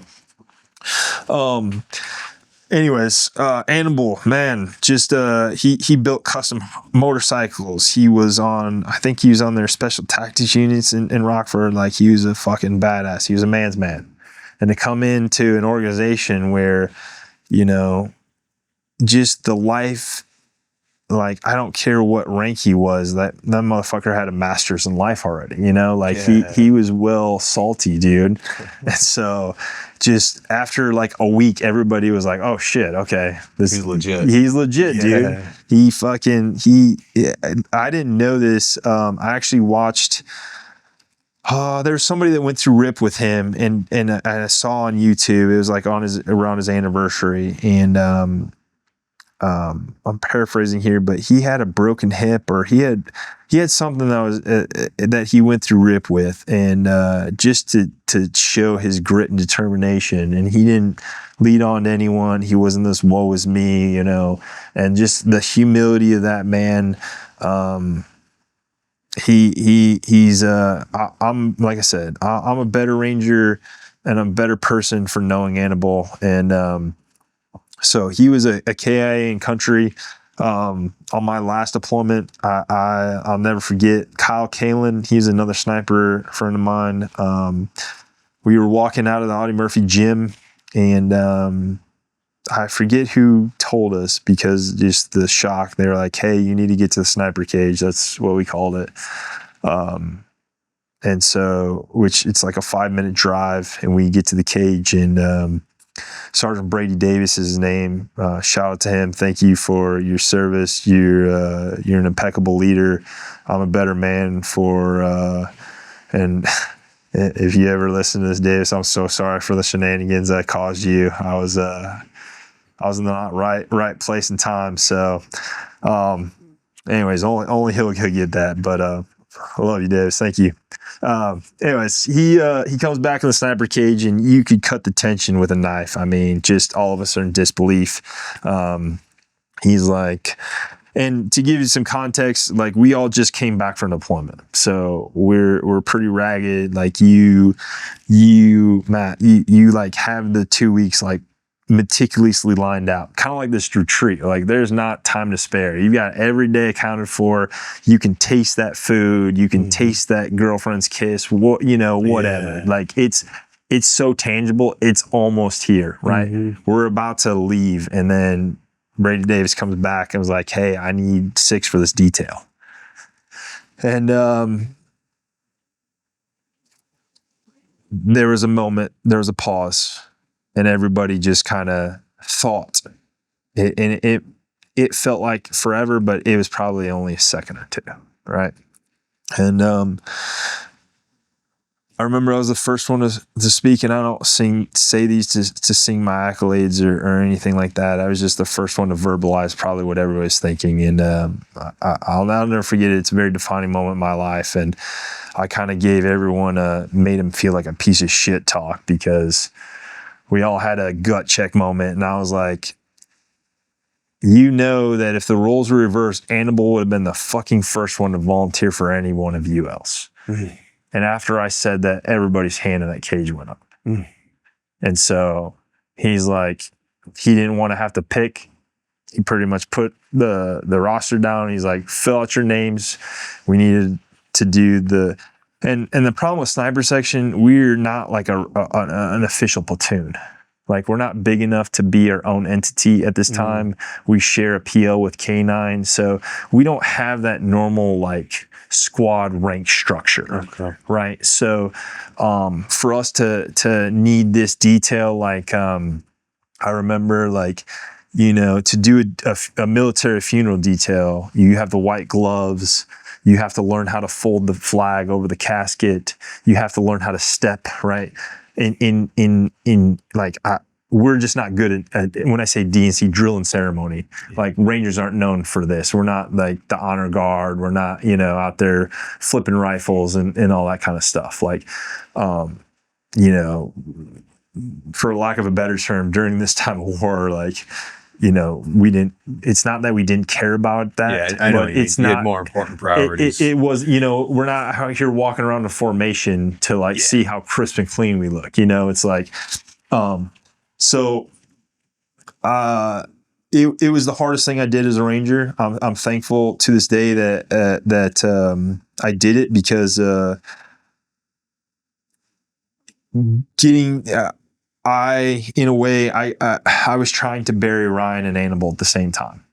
I was trying to make up for time loss for not being there for Ryan, and to grieve Annabelle in a way that, like, Matt, if I could paint a picture for you, like the Midwest in Illinois, these people are super patriotic.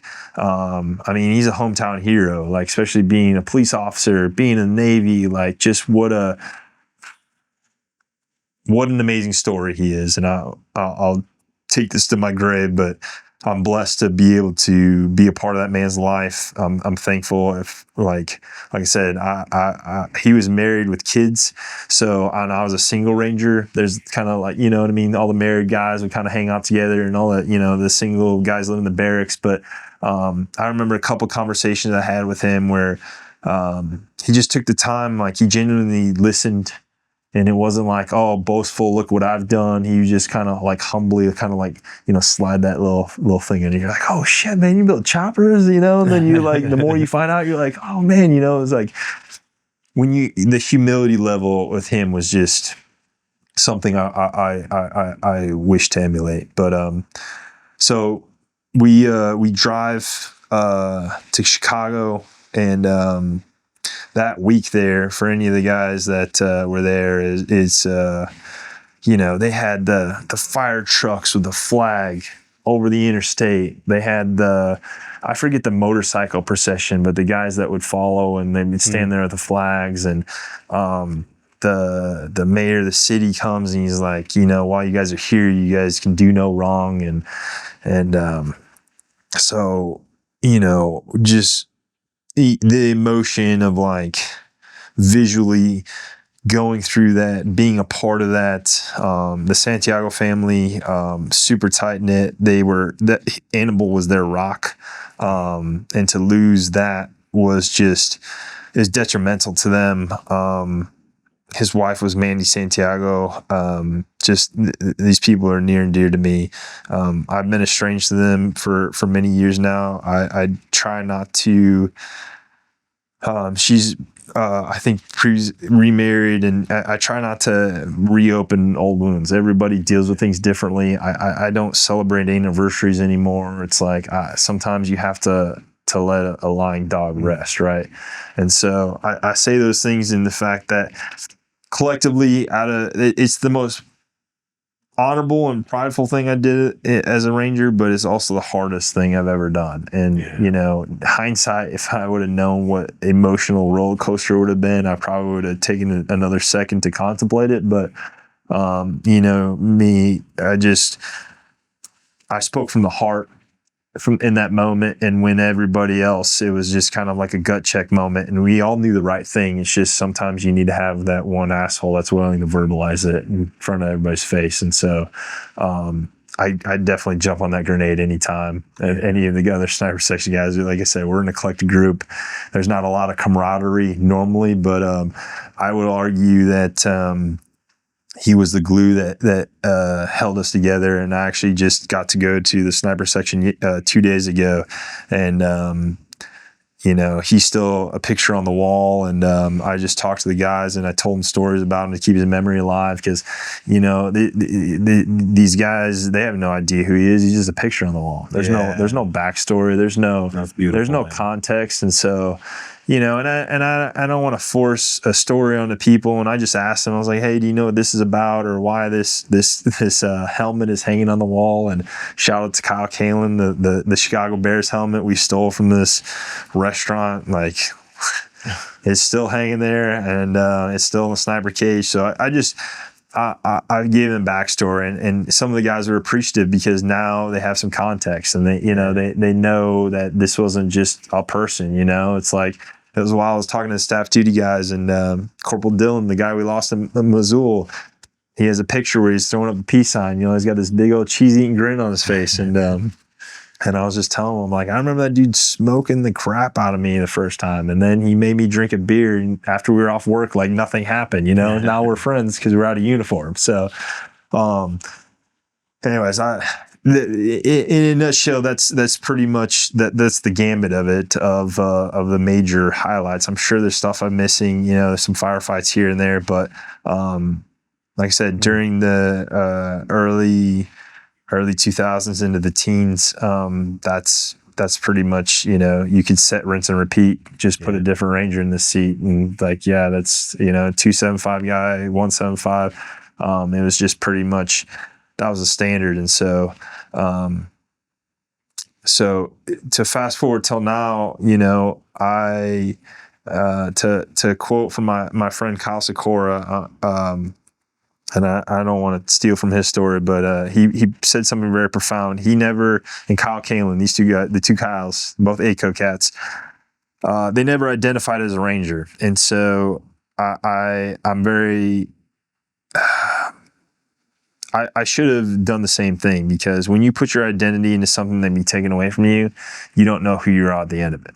And so I think for a lot of guys leaving the soft community or a Ranger Regiment, I drank the Kool-Aid. I remember I messed up the Ranger Creed one time, and I had a team leader that made me write it 200 times before the next formation. And I was up all night just like delirious, like writing this thing. And he literally went through it and make sure it was verbatim, word for word, right?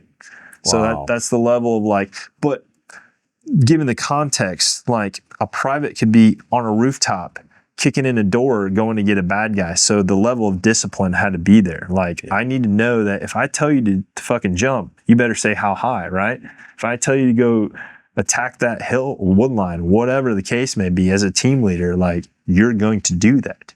I am God, judge, jury, and jurisdiction in your life at this moment in your life. This fucking E4 corporal to E5 is just fucking like everything to you. And so, for all the traumatic experiences and things, I'm blessed and thankful to be at this retreat with, Kevin Stark. What an amazing human being, and thankful for this time with you, Matt, and you sharing your trauma. And to give the people that don't know, it's just, it's a well articulated, well organized group that I'm blessed and thankful to be able to take things away from this, and to not only make it applicable in my day-to-day life. I think that's my hardest thing, is like, we have such a buddy system in the military, and then when you have that taken away from you, you're like, well, I don't want to bother Matt. He's a civilian now, man. He's got family. He's got,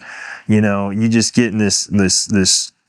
So anyways, that's collectively that. So to give you an example of like what kind of a shithead I was as a civilian, and now I'm in Miami, and I didn't tell this to the group, but like, I was doing odds and end jobs. I was bartending. I got picked up with a modeling agency. My first gig, I got to go to Sandals, Jamaica. I signed with Ford.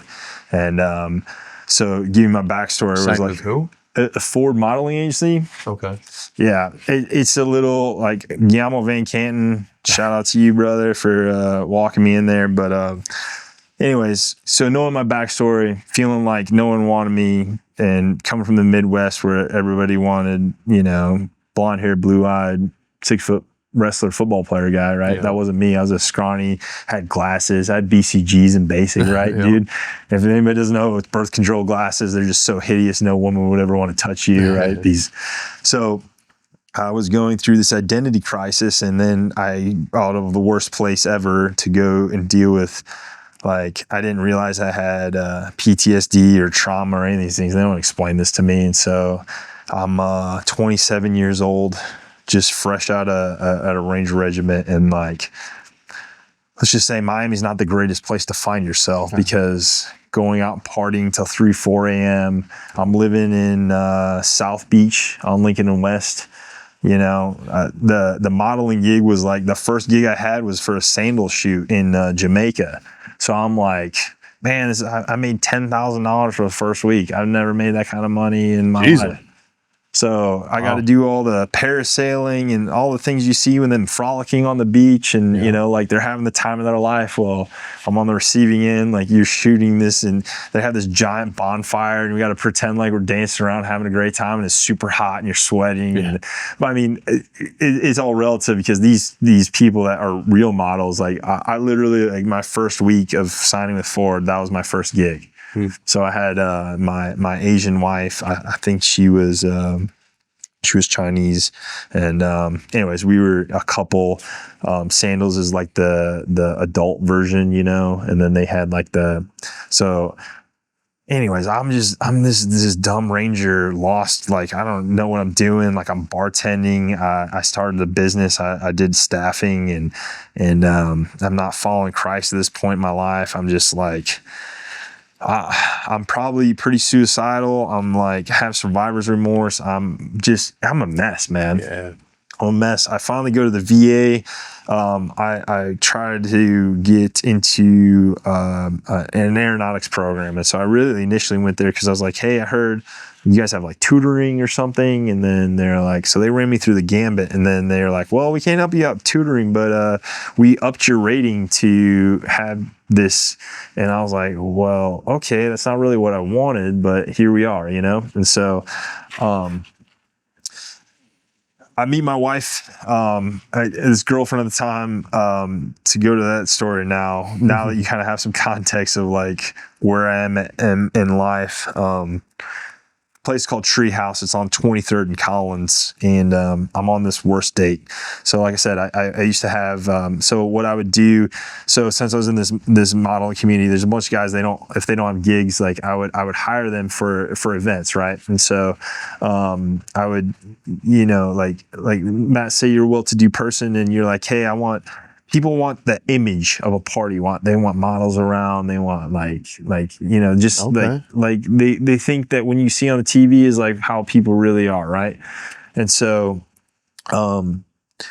anyways, I was like doing catering and staffing and just kind of filling the voids where like you just have to hustle in Miami to make money where you can, because you know rent's expensive, food's expensive, everything's expensive. You know, I'm this dumb fucking ranger from Iowa. Like, what do I know?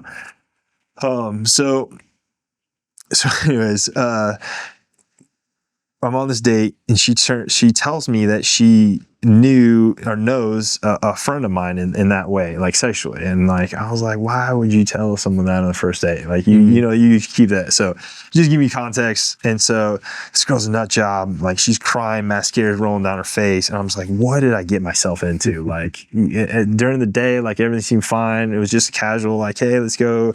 And so anyways, I drop her off. I have such a bad taste in my mouth and just about the whole experience. And I like have to give myself a little pep talk to go back to the place. And I was like, you know what? The worst night can't get any worse. Yeah. I already paid for the stamp. Like, let's go back. And I tell the taxi cab, take me back to where I came from.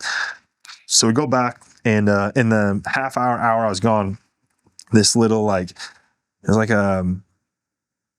they had like a seating for food and stuff, but they like moved the seating out, and now it's like a little bit more of like a club or like a lounge. Floor. Yeah. Dance floor's going on, and Matt, I walk in and the scene's changed. Like it might have been a new place. And I see her in the corner, and this beautiful woman, she's just in a white shirt. She has red lipstick on, high heels and jeans. And she says to this day, she's like, oh, it was just, you know, that's nothing to her. But for me, it was just so, because girls try to like overdo the dress and blah, blah, blah. Right. And I was standing there. I remember I had like this kind of like a fedora hat, or just like this, like a newsboy cap, you know, just like a hat or whatever. And I see her, and like I have this moment where I'm like, cause I'm full of shit. I don't have any confidence, right? I'm a nobody. Yeah. So I'm like, Dereck, all right, you're going to regret this for the rest of your life if you don't go over and talk to her. Right. So I'm like walking my way over, and like, I must just be exuding this confidence, because this dude just like sees me walking over to this group of girls that no one's touching, no one's like approaching, you know, it's like everyone's too scared. But given the context of what just happened half hour ago, I was like, fuck it. What do I have to lose? What do I lose? Right. So walk over to a group, and, there's like 3 or 4 guys, and there's like 3 or 4 girls, but I don't even care about them. I literally like just pushing people out of the way. And so I go to try to make my approach. It's a club, do you need a loud? And I was like, I think my in was like, they were her and her friend. Her name is Annie. She's like this little pistol thing, like 5'3". And my wife, she's like 5, with heels on, she's probably 5'10", 5'11". She's tall. She's a head taller than her group. So I was like, there's no way any of these guys are a boyfriend, right? I'm just gambling. And so I'm trying to get my in. I'm hanging out for a while, and then she didn't lead on nothing. Nothing, dude. Just fucking poker face, stone. I was like, damn, okay. You know, whatever. I tried, right?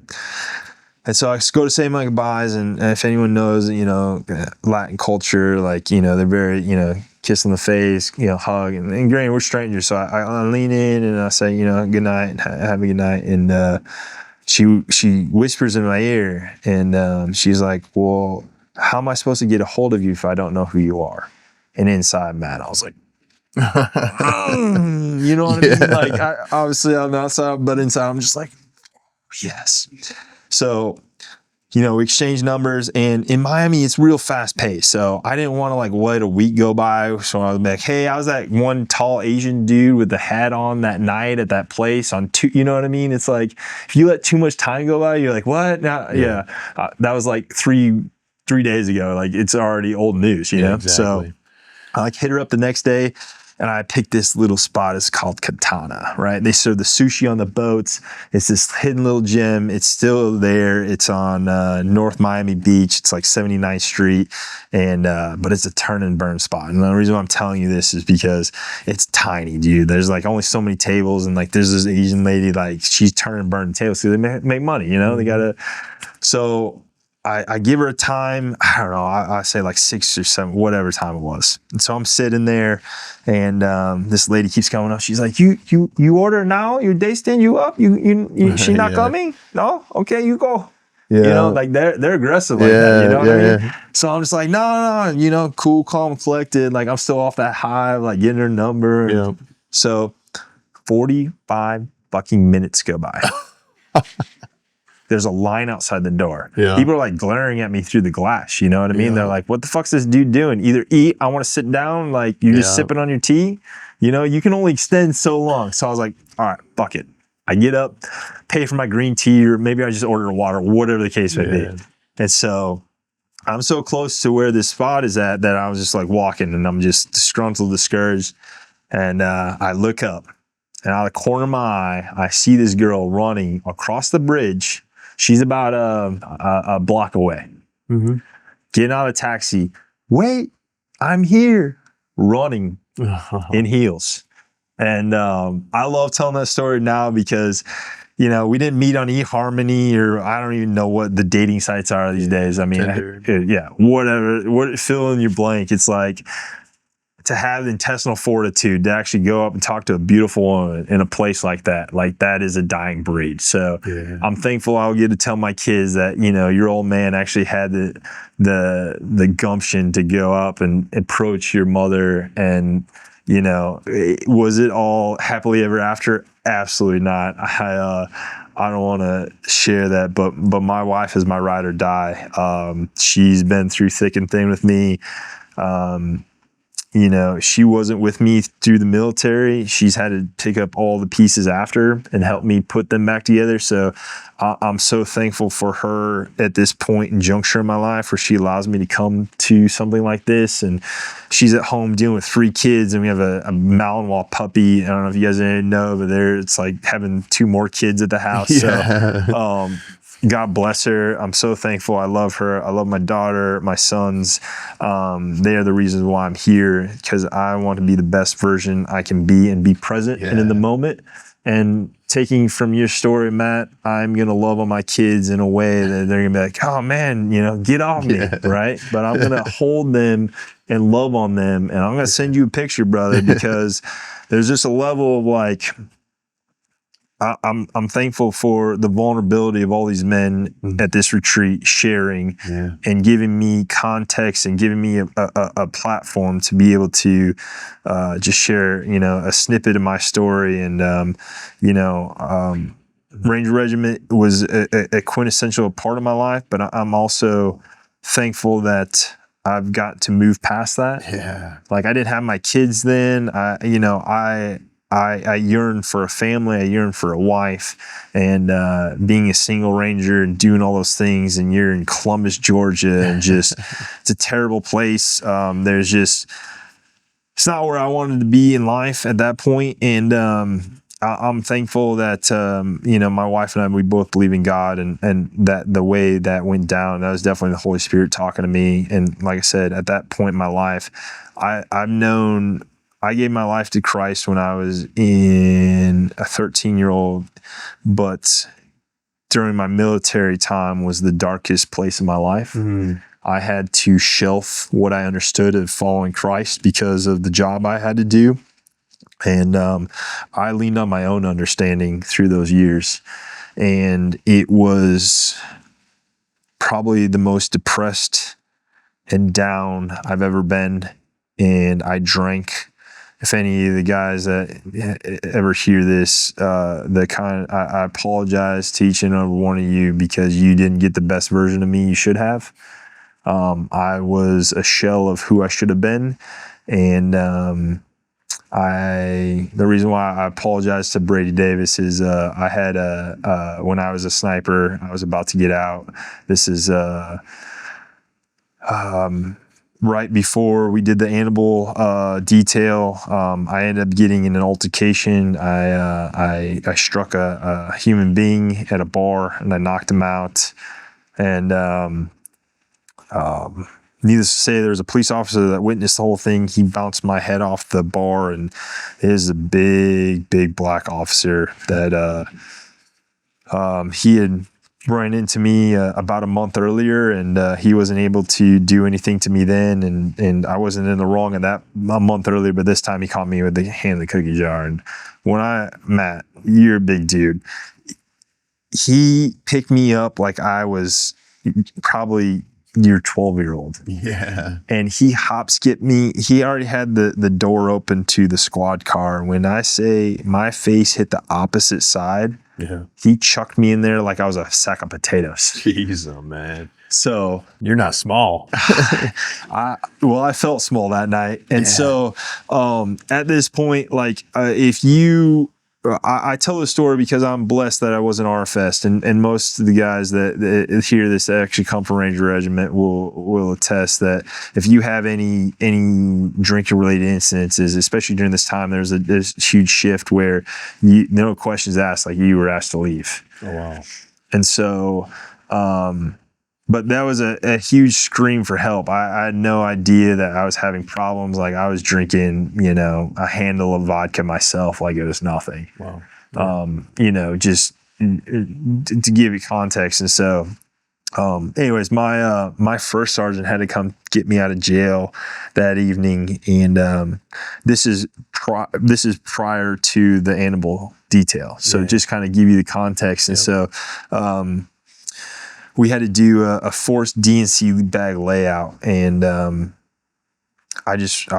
still drunk trying to like do this stuff. Like we've been drinking vodka Red Bulls, and I'm still intoxicated. It's like 3 or 4 o'clock in the morning. Everybody got recalled, and we had to do a forced ruck march out to Coal Range. And any Rangers listening or anybody that's ever known anything about Rangers, we know about Coal Range, and it's like just where we do our selection. It's just a shitty place you don't have fond memories of.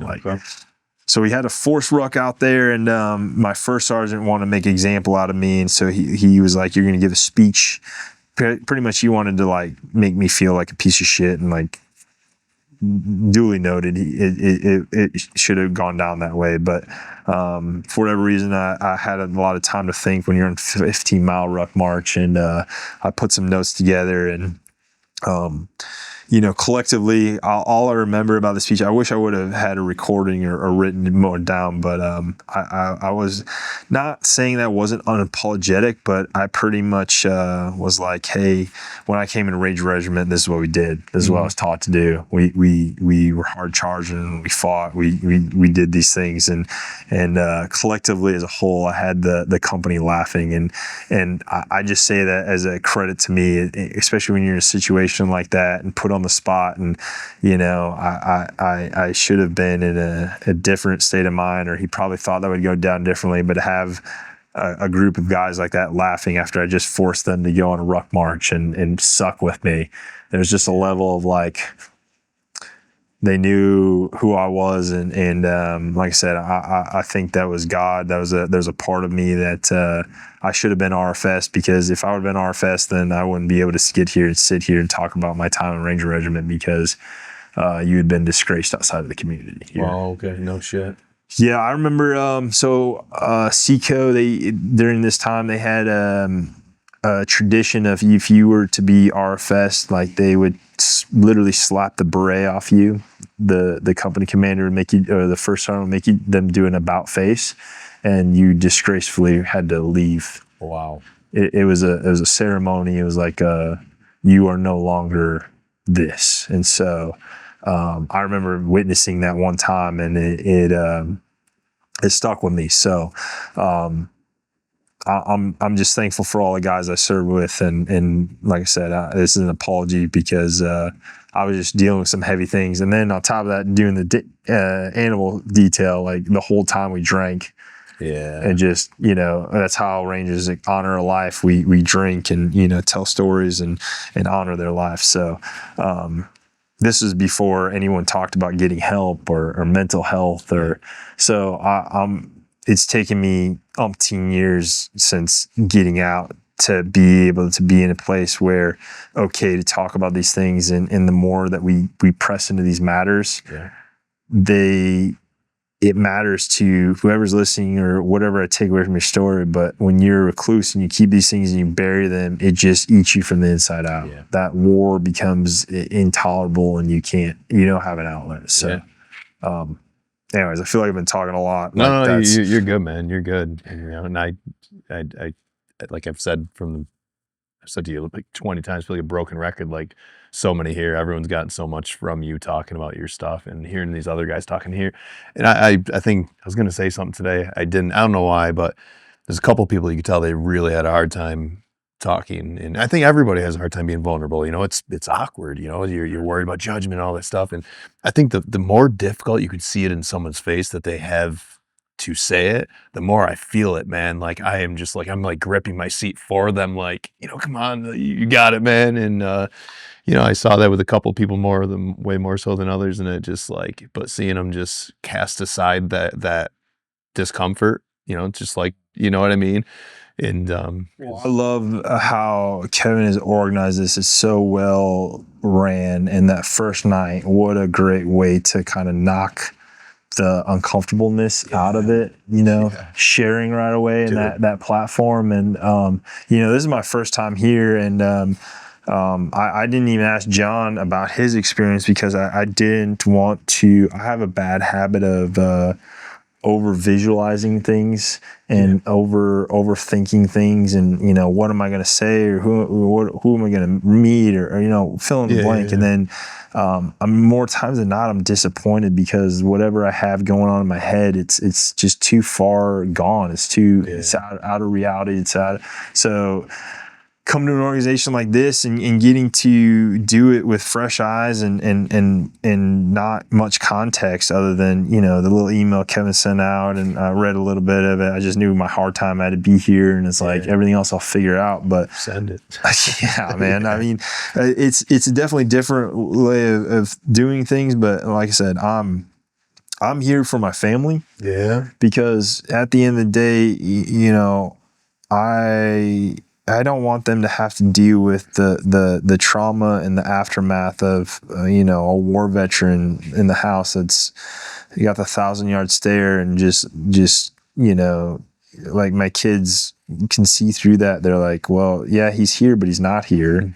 I'm not present, and being present and with my kids, especially after hearing your story, Matt, like I just have a new lease on appreciating those fine moments. I think we were talking, off camera about just little things. Yeah. The little things, and, and especially for my son to verbalize something. So, like I was telling you, I ask him every day, what was his favorite part of the day? And before I came for this trip, he was like, getting to spend time with you, Papa. Remember me saying this, and I don't know if you are, maybe you're flawless when it comes to this. Maybe some parents are, but like tucking your kids in, man, that's something I want you to take from me. I heard my uncle that I love dearly. He raised 3 boys, and like all 3 of them were Eagle Scouts, and he devoted his life to his boys, and valedictorian, salute Victorian, and the other son, he's also doing just stellar kids. Shout out to my cousins. And, he said, hey, tuck your kids in every night. It's nothing more important, or something I'm paraphrasing, but, and I see so much value in it. There's something about the last thing before you close your eyes of, like your parents, hey, I love you, and I for me, I pray with my kids, and, it's crazy, man. Because of course I go back to those nights when, I can feel tucking in Tyler still, I freaking weirdo. He'd, for whatever reason, he'd sleep with his blanket over his head. Sometimes I'd like kisses him on the forehead over the blanket. Sometimes I'd pull it down and kiss his forehead, but it's just crazy, man. And, you know, and like, I think I started to say it, but I think I got caught off on a tangent when we first started recording. You know, when I came here the first time, it was for confidence. When I came here, and this time, I did so much reflection of what am I going to say to make an impact on these guys. I wanted to, I feel like I was given this, I was gifted this pain, I was gifted this adversity to help everyone else like know that theirs is valuable. And it's weird, man. Like Terry Tucker, shout out to Terry Tucker. He's a podcast that we did virtually that I forgot about it, and I edited it after the accident. We recorded way before the accident, forgot about recording with this guy, and oh shit, I never aired his episode. I got to get that out. I'm editing it like in October, so it's like 3-4 months after the accident, and I'm editing his podcast episode in tears the entire freaking time. I was meant to listen to my conversation with this man when I listened to it. And he was So it was post-accident? Yeah. Okay. Yeah. So we recorded way in a couple, I'll give you a couple phrases he said, but so he was a terminally ill with cancer. He's like got either both legs or one of his legs amputated, and Cincinnati Police Department, hostage negotiator, and he's a tall dude. I think he was 6'8". He played Division I basketball. Just cool, a great story. But more importantly, who he was, the person. He's devoted his life. He's been, I think, like 700 podcast appearances. You know, he talks about just motivation. He has a page where called Motivational Check, and he just, you know, he's a Christian, and he talks about just faith. And he said something to me, and you should remember me saying this. I hope you remember me saying this. He said, "You never have any idea how many people are watching how you handle your adversity." Mm. And another thing he said, he said cancer made him a better person. If he was given the opportunity to go back in time and take away his cancer, he's like, I wouldn't do it. And it's like, dude, like, you know, perspective shift. And you know, and unfortunately, I'm never gonna be able to get there with, you know, my kids. That's very different. You know, if I could go back, man, and I'm grateful. I'm grateful for the 16 and the 18 years. I am, and I'm grateful for having this perspective that I do have now. But it doesn't, you know, it's like, you know, it's dude, like, you know, I talked a little bit about today, like, you know, people that knew me, they're like, dude, like, not you, like, you were the dad, like that, you know, I was the father figure to my kids that and this isn't like, I learned like from, I think our generation, like my parents' generation, is very different upbringing and stuff. You know, I dedicated my life to my kids and did everything with them, and it's crazy, man. And well, I don't want to dwell on the past because for my story, I'm thankful that through all those things that now that I get to tell you that I have a beautiful wife and I have 2 healthy sons. I got a beautiful daughter, and getting to take them. We just got moved back to Colorado, and you know, hear my son, Noah, the one I keep talking about, like every day he's like, "Papa, I'm never leaving Colorado. Yeah. This is home." You know, that kind of stuff. Like, man, I couldn't been able to be present in their life and trying to go jumping out of airplanes and doing all this crazy stuff, right? Yeah. So I'm thankful that post craziness that God has given me the ability and the time frame and getting to go to wonderful events like this where I might still be working on myself when I'm 60, 70, 80 years old. Yeah. I hope so, because, you know, just like you should never stop learning, you should never stop picking up a book, education, learning. But working on thyself is the struggle that we're probably here to do, and it's the hardest one, because you can ask my wife, if you're like, "Hey man, Dereck, we're gonna rebuild my deck." Yeah, dude, I'll be there, tool belt on, right, all the tools, like, let's knock this out, man, right? And but when it comes to this emotional work, it's like, man, I'll procrastinate. I want to do anything else. I want to crawl to this situation. Like, this is uncomfortable. I think we talked about in one of these, you know, it's like, want to hit on something real quick, not to interrupt you, but you mentioned your wife, and like when you were talking about your first sight and of her, and like, dude, it hit me hard. It's weird because like you're talking about that, I'm just immediately visualizing the first time I met Monica. Real quick, give you a 10,000 foot view. Met her on Tinder. I was at Fort Drum, and we were talking and stuff, and I'm looking at her pictures, of course, because it's Tinder, and I'm like, there's no way this girl's talking to me, no way. And Maya thought she wasn't even real, right? yeah. And like we meet in person, and it is at Turning Stone Casino, and like I'm going up the escalator. She's next to what's now Upstate Tavern. She's sitting down on these benches. I'm going up the escalator. I'm on lunch because I was working there at the time. And all of a sudden, like I see her and sees me, and like I'm just like, dude, and then just too good to be true. Everything about her. And like 10 years later, it'll be 10 years this year, like too good to be true, man. Like, so it's like I think about doing shout outs, and it's like when we first started doing podcasts, it's her and I talking, and this is weird not doing it with her, but in the same sense, man, like most people, when they go through adversity, it affects their relationship, or you might get some like especially custody battle with and like going through that stuff. And dude, she has not wavered at all, at all. Like when I say at all, I mean there's never been a point where I'm like, I gotta work on myself to care, and there's been times where I'm like, fuck, I need to be better about different things, or I'm like, I take her for granted, where I feel like I'm